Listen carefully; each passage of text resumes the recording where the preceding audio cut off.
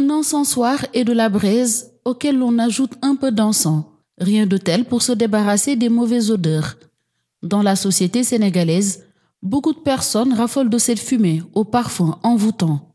Tel un rituel, nombreux sont les foyers qui en utilisent fréquemment. Toutefois, son usage demande une certaine précaution.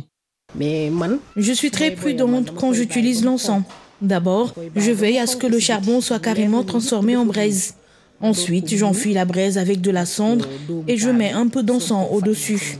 C'est justement pour éviter le gaz carbonique qui est très dangereux pour la santé. Si j'utilise l'encens, quand je mets l'encens, comme j'ai un enfant, je sors l'enfant, je mets l'encens 5 minutes, 10 minutes, j'ouvre les portes, ensuite j'amène mon enfant dans la chambre. Sinon, je ne veux pas que ça lui pose quelque chose, ou bien comme c'est un petit. Une pratique qui peut être dangereuse pour la santé. En effet, à Dakar, la capitale sénégalaise, un couple est décédé le lundi 22 février. Les premières thèses avancées font état d'une asphyxie due au monoxyde de carbone. C'est que l'encens qu'on utilise, c'est un composé hétéroclite. Il y a des végétaux dedans, il y a des produits chimiques et la combustion peut entraîner une production de gaz carbonique. Mais aussi le charbon de bois qu'on utilise pour brûler cet encens-là.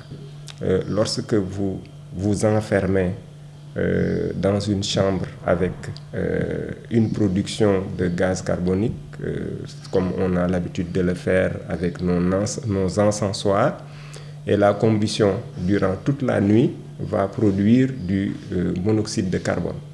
Donc vous voyez, le monoxyde de carbone a une certaine affinité avec l'hémoglobine, donc ça va entrer en compétition avec l'oxygène, remplacer l'oxygène. Donc pendant toute une nuit, on va avoir une respiration qui n'est pas du tout efficace, qui n'est pas du tout bonne. Donc on va respirer du gaz carbonique et ça va entraîner l'atteinte de certains organes.